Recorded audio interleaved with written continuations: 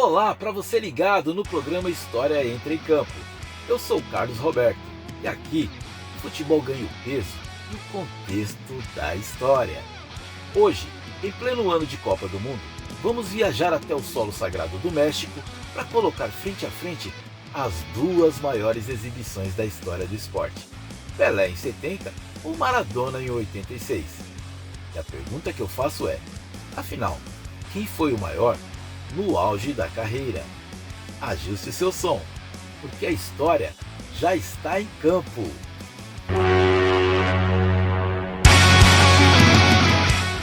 Nossa viagem começa no dia 21 de junho de 1970, no Estádio Azteca, completamente lotado. O Brasil vivia um momento político extremamente tenso internamente, sob os anos de chumbo da ditadura militar. A seleção precisava vencer para trazer uma alegria contagiante ao país. E no centro de tudo isso estava um homem de 29 anos, sob uma pressão desumana. Pelé já era bicampeão do mundo, mas vinha de duas Copas anteriores, onde foi caçado e machucado em campo. Muitos jornalistas da época diziam que ele estava velho, míope e que não deveria ser titular.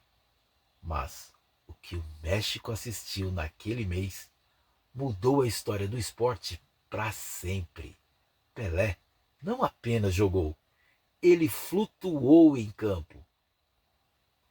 Foi a primeira Copa do Mundo transmitida ao vivo e em cores para todo o planeta. E a camisa 10 amarela brilhava de uma forma quase mágica nas telas de tubo. Sob o comando de Zagallo, Pelé liderou o maior esquadrão de todos os tempos. E o rei foi tão genial naquela Copa que seus gols foram inesquecíveis. Mas os seus quase gols também se tornaram eternos. O chute do meio de campo contra a Tchecoslováquia, a cabeçada defendida por Gordon Banks e o drible histórico no goleiro Mazurkiewicz do Uruguai.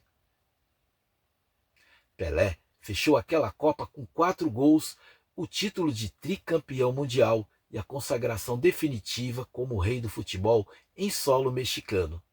Ele era a perfeição técnica de um atleta completo. Mas a história guarda reviravoltas. 16 anos depois, o mesmo México veria um roteiro completamente diferente. Sai a realidade coletiva de Pelé e entra a rebeldia solitária de um gênio argentino. É hora de falar de Diego Armando Maradona em 1986.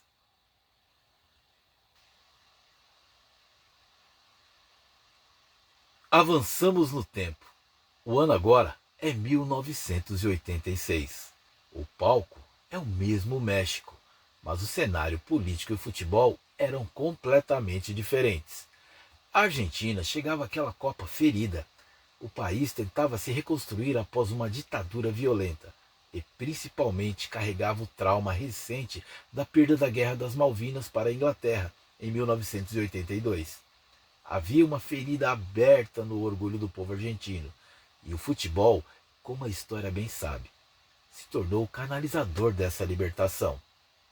Entra em cena Diego Armando Maradona, aos 25 anos, no auge de sua forma física e técnica. Ele não liderou um esquadrão brilhante como o de Pelé em 70. Aquela seleção argentina era considerada tecnicamente comum. Era Maradona e mais 10. O momento fascinante desse destaque histórico aconteceu nas quartas de final contra a Inglaterra. Um jogo que extrapolou as 4 linhas. Em apenas 90 minutos, Maradona sintetizou toda a dualidade do gênio argentino através de 2 lances eternos. Primeiro, a malandragem, a rebeldia, o gol de mão contra o goleiro Peter Shilton. Um gol que o próprio Diego batizou de a mão de Deus. Para os argentinos não foi um roubo. Foi uma vingança poética contra os ingleses. E em apenas 4 minutos depois, a genialidade pura. Maradona recebe a bola antes do meio de campo, arranca, dribla metade do time inglês, deixa o goleiro no chão e marca o gol mais bonito da história das Copas. O gol do século. Maradona encerrou aquela Copa carregando uma nação inteira inteira nas costas até o título. Se Pelé foi o rei em 1970, coroado pela perfeição, Maradona em 1986 foi o herói dramático, o deus humano que vingou seu povo com uma bola nos pés. Dois gênios, o mesmo solo mexicano. De um lado, Pelé em 70, a perfeição técnica, o ápice do futebol coletivo. Do outro, Maradona em 86, a genialidade rebelde, o maior feito individual que o mundo já viu. E agora que a Copa do Mundo de 2026 está de volta ao México, a história nos cobra essa resposta. Para você, quem foi o maior no seu auge em solo mexicano? A majestade de Pelé ou a revolução de Maradona? Deixe seu comentário aqui embaixo. Se você gostou dessa análise com o peso da história e a técnica do jornalismo, inscreva-se no História Entra em Campo, ative as notificações e compartilhe este vídeo. Eu sou Carlos Roberto e nos vemos no próximo episódio.